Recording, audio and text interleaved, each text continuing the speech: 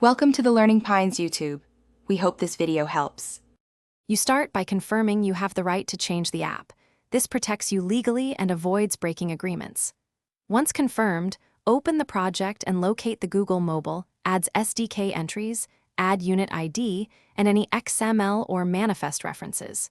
Make a full backup and create a development branch so you can revert if needed. While you work, keep a log of files changed and why. This saves time when testing, and when you later replace or audit, add functionality.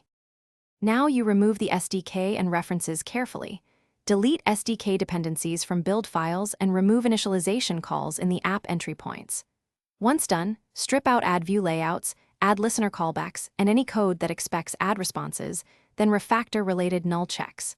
Make sure to update manifest entries, permissions, receivers, and progard rules that reference ad classes.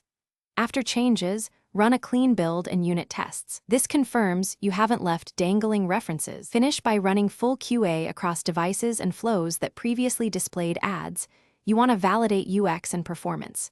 If you plan revenue alternatives, integrate subscriptions or in-app purchases now and test purchases in Sandbox.